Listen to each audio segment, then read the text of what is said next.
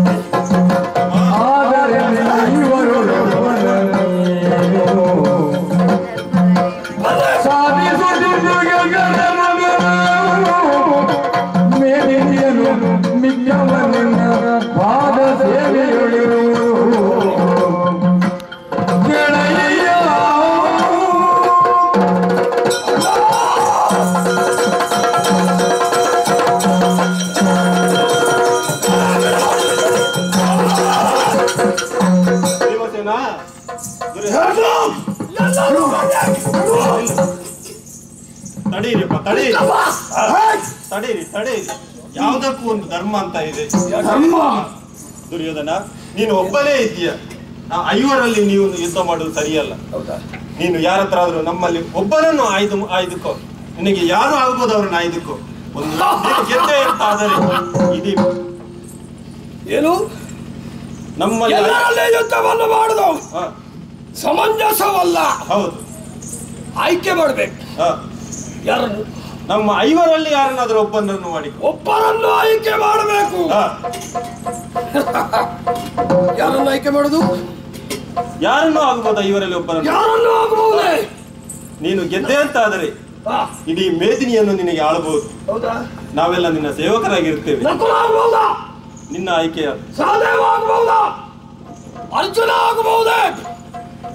ಅಲ್ಲ, ನೀನಾಗಬಹುದೇ? ಯಾರನ್ನ ಆಯ್ಕೆ ಮಾಡ್ತೇನೆ ನೀನು?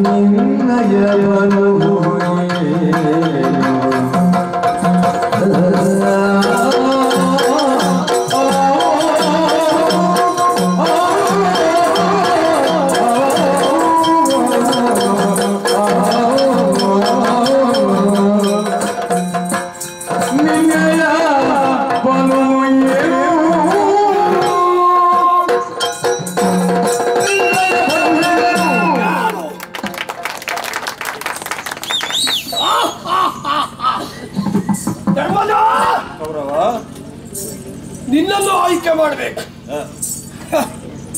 ಧರ್ಮರಾಯನ ವಿಚಾರದಲ್ಲಿ ಯಾರನ್ನಾದ್ರೂ ಗೆದ್ದದುಂಟೆ? ಧರ್ಮರಾಯ ಯುದ್ಧ ಮಾಡುತ್ತಿದ್ರೆ ಶಲ್ಯ ಭೂಪತಿಯಲ್ಲಿ, ಕುರುಕ್ಷೇತ್ರದಲ್ಲಿ ಶಲ್ಯನನ್ನು ಮಾತ್ರ ವಧಿಸಿದಂತಹ ಕಥೆ ಇರಬಹುದು. ಕೋಣೆಯೊಳಗೆ ದೇವರ ಭಾವಚಿತ್ರವನ್ನಿಡುವುದು, ಆಮೇಲೆ ಕೃಷ್ಣ ಕೃಷ್ಣ ಕೃಷ್ಣ ಕೃಷ್ಣ,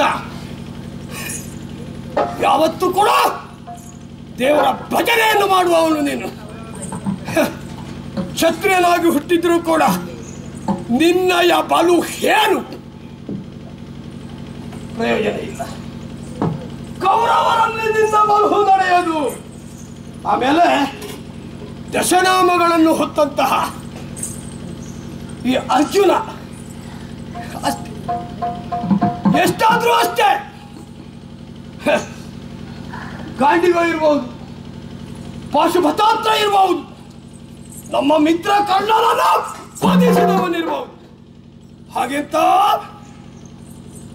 ಈ ಅರ್ಜುನನಿಗೆ ಎಷ್ಟಾದ್ರೂ ಕೌರವ ಯಾವತ್ತೂ ಕೂಡ ಹೆದರುವವನಲ್ಲ.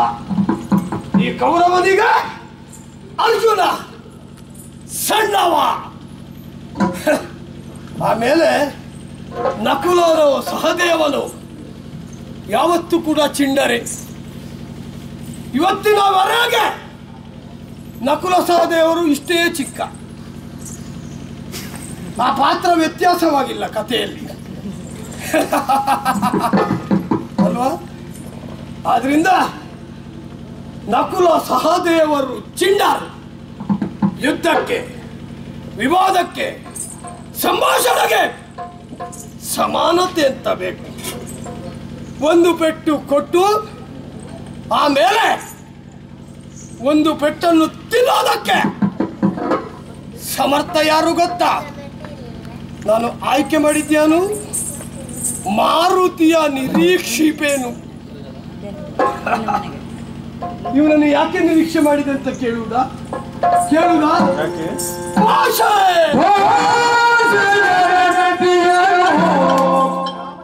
ಇವನು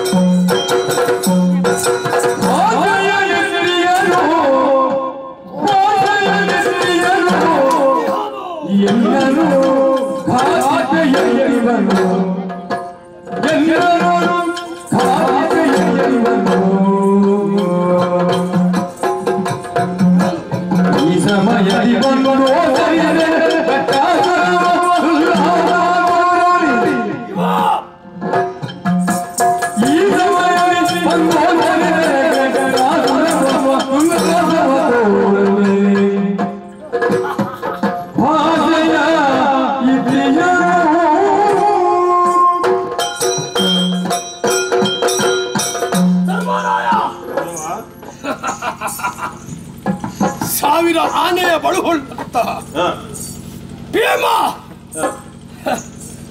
ಈತನನ್ನು ನಾನು ಯಾಕೆ ನಿರೀಕ್ಷಿಸಿದೆ? ಯಾಕೆ ಇರಬಹುದು. ಯಾಕೆ ಗೊತ್ತೇ?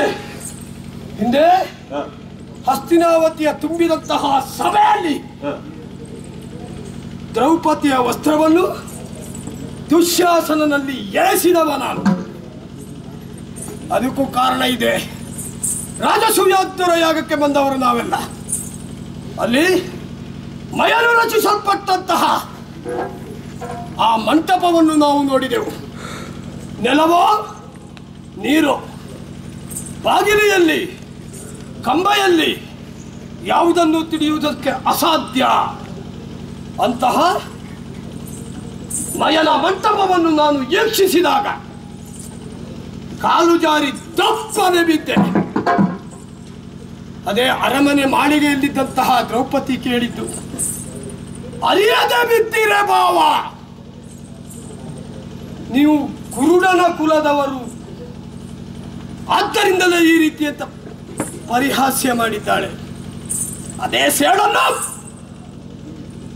ಸಾಧಿಸುವುದಕ್ಕಾಗಿ ನಾನು ಭಾಷೆಯನ್ನು ನೀನು ಕೊಟ್ಟಿದ್ದೀಯ.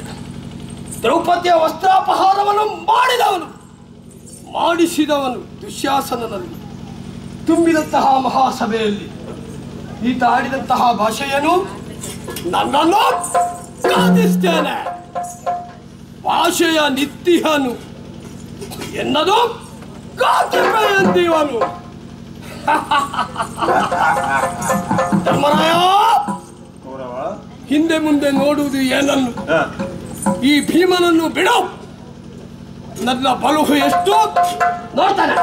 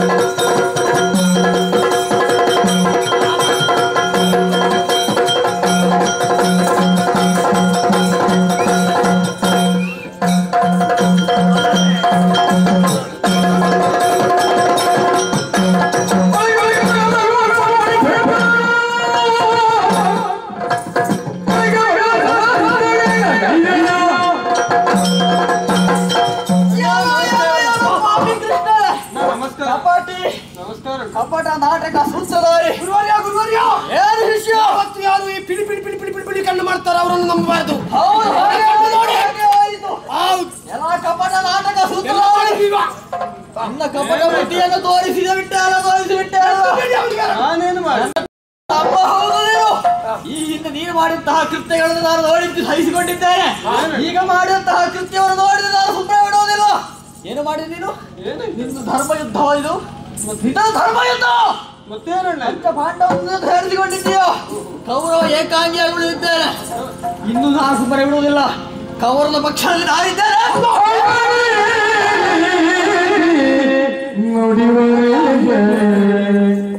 ಪಕ್ಷವನ್ನು ಮಾಡಲು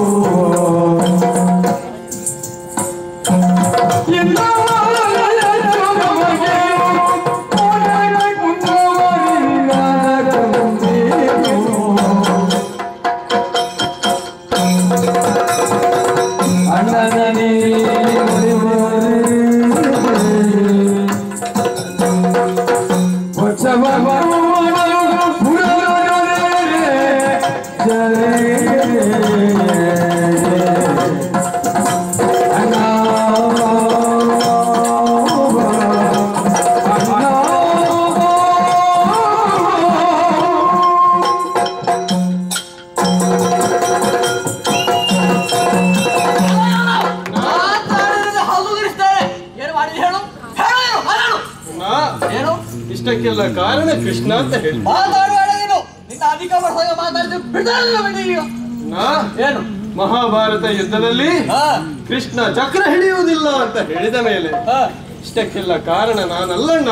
ಮತ್ತೆ ಯಾರು ಧರ್ಮವನ್ನು ಪರಿಪಾಲಿಸುತ್ತಾ ಬಂದಿದ್ದಾರೋ ಅವರು ಬದುಕಿ ಉಳಿದಿದ್ದಾರೆ. ಹಾಗಾದ್ರೆ ಪಂಚಪಾಂಡವರು ಯಾಕೆ ಉಳಿದಿದ್ದಾರೆ ಇಲ್ಲಿ? ಅವರು ಬದುಕಿ ಉಳಿದಿದ್ದಾರೆ. ಯಾರು ಅಧರ್ಮವನ್ನು ಮಾಡುತ್ತಾ ಬಂದಿದ್ದಾರೋ ಅವರು ಸತ್ತಿದ್ದಾರೆ. ಒಂದೇ ಒಂದು ಮಾತು ಏನು ಹೇಳಿ? ಕೃಷ್ಣ ಚಕ್ರ ಹಿಡಿಯುವುದಲ್ಲಂತ ಪ್ರತಿಜ್ಞೆ. ಅದರ ಅರ್ಥ ಏನು? ಚಕ್ರ ಹಿಡಿದಿದ್ದಾನೆ, ಚಕ್ರ ಬಿಡುವುದಿಲ್ಲ ಅಂತ, ಕೊಲ್ಲುವುದಿಲ್ಲ ಅಂತ ಹೇಳಿದ್ದಾನೆ. ಚಕ್ರ ಬಿಡದಿದ್ರು ಕೂಡ ಇವ ವಕ್ರ ದೃಷ್ಟಿಯಲ್ಲಿ ನಮ್ಗೆಲ್ಲ ಸೋಲು ಬರುವಂತೆ ಮಾಡಿದ್ದಾರೆ. ಹೌದು, ಇದು ನಂಬುವಾರ ನಾವು. ಕಪಟ ನಾಟಕ ನನಗೆ ಗೊತ್ತಿದೆ, ಅದಕ್ಕೆ ನಾನು ಹೇಳಿದ. 100 ಮಂದಿಗಳಲ್ಲಿ ಕೃಷ್ಣ ಈಗ ಹೇಳಬೇಕು ನೀನು. ಯಾವ ಧರ್ಮ ಯಾವ್ದು ಅಧರ್ಮ ನಿರ್ಣಯ ಇಲ್ಲಿ ಆಗ್ಲೇಬೇಕು. ಈಗ ಏನಾಗ್ಬೇಕು ಈಗ ಹೇಳು. ಏನಾಗ್ಬೇಕು? ನಿನ್ನ ಶಿಷ್ಯನಾದಂತಹ ಕೌರವನು ಇಲ್ಲಿ ಇದ್ದಾನೆ, ಭೀಮನು ಇಲ್ಲಿ ಇದ್ದಾನೆ. ಯಾರು ಗೆಲ್ತಾರೆ ನೋಡೋಣ. ಈಗ ಗದಾ ಯುದ್ಧ ಆಗ್ಬೇಕು. ಗದಾ ಯುದ್ಧ ಆಗ್ಬೇಕು. ನೀನು ಇರ್ತೀನಿ, ನಾನು ಇರ್ತೇನೆ. ಗುರುಗಳು ನಾನೇ ಗುರು. ಸಮ್ಮುಖದಲ್ಲೇ ಯುದ್ಧ. ಹೌದು, ನಿಯಮ ನಾನು ಹೇಳಬೇಕಲ್ಲ. ಈಗ ಹೇಳು. ನಾನೇ ಹೇಳ್ತಾರೆ. ಗದಾ ಯುದ್ಧದಲ್ಲಿ ನಿಯಮ ಹೊಂದಿದೆ. ಯಾರು ತಲೆಗೆ ಹೊಡೆಯಬಾರದು, ಯಾರು ತೊಡೆಘಾತವನ್ನು ಮಾಡಬಾರದು. ಅದು ಗದಾ ಯುದ್ಧದ ಸಹವೇ ಆಗಿದೆ. ಹೌದು. ಈಗ ನಿರ್ಣಯ ಇದು. ಕೌರವ ಭೀಮನ ತಲೆಗೆ ಹೊಡಿಬಾರದು. ಭೀಮ ಕೌರವನ ತಲೆಗೆ ಹೊಡೆಯ ಕೂಡದು. ಹಾಗೆ ಆಗಿಲ್ಲ. ನಿರ್ಣಯ ಸರಿಯಾಗಿ ಕೇಳಿಸಿಕೊಂಡೆ ಅಲ್ವಾ? ಆಮೇಲೆ ಹಿಂದಿನ ನಿಂತು ನೀನು ಏನಾದ್ರೂ ಮಾಡಿದೆ ಅಂತಾದ್ರೆ ಅನುಗ್ರಹ ಇದ್ರೆ ಏನನ್ನು ಮಾಡ್ತಾರೆ ಅಂತ ಕೌರವ ಆಶೀರ್ವಾದ ತಿಂತಾರೆ. ಅನುಗ್ರಹಿಸಿ ಸಾಗ್ಲಿ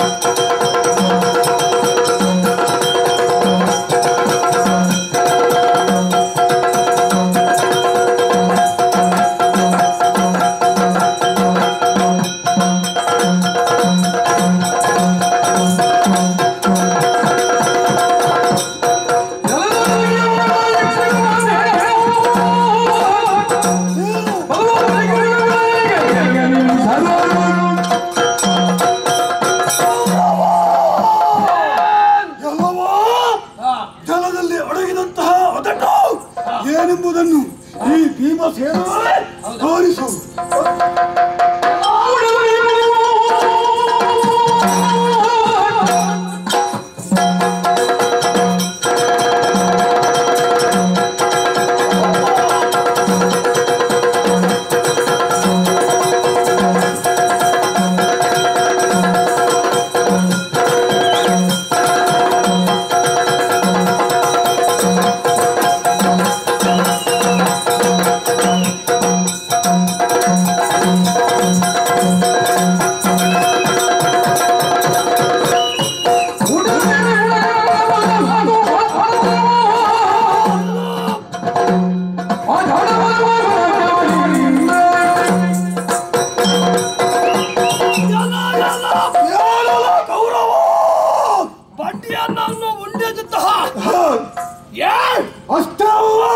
ನಿನ್ನ 99 ಮಂದಿ ಸಹೋದರರ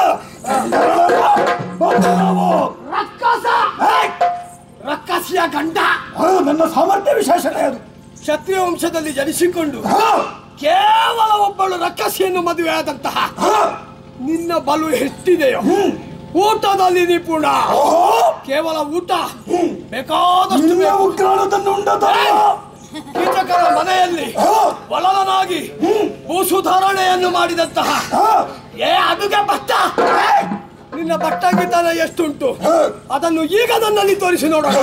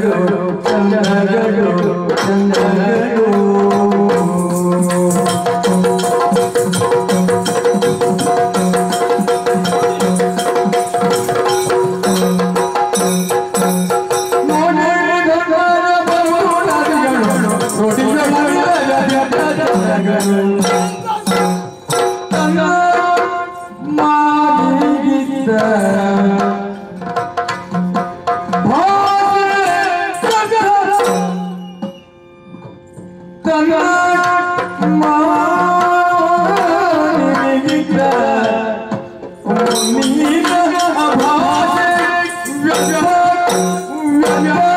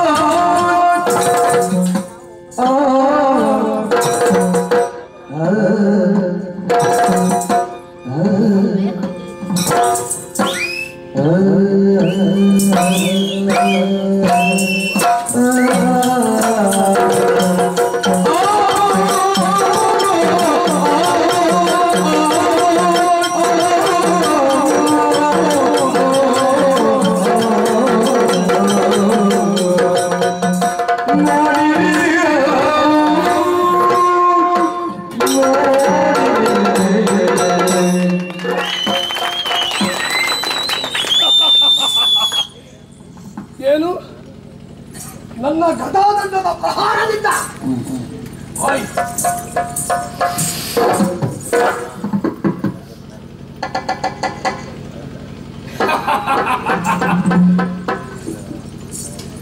ಏ ಧರ್ಮಜ ಇಲ್ಲಿ ಬಾ ಇಲ್ಲಿ ಬಾ ನೋಡಲಿ ನೋಡಿದೀಯಾ ಈ ಅನಿರಾಜ ಬಿದ್ದ ಚಂದವಾದದ್ದು ಹೇಗೆ ಬಿದ್ದಿದ್ದಾನೆ ನೋಡು ಬಹಳಷ್ಟು ದಿವಸಗಳಿಂದ ಇವನಿಗೆ ನಿದ್ರೆ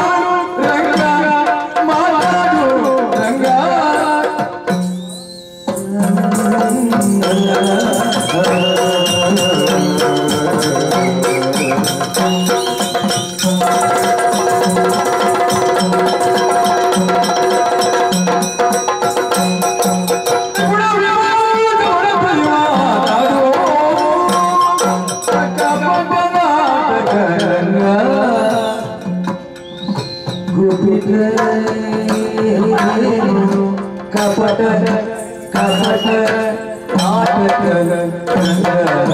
ಕಪಟ ನಾಟಕ ಓರಂಗ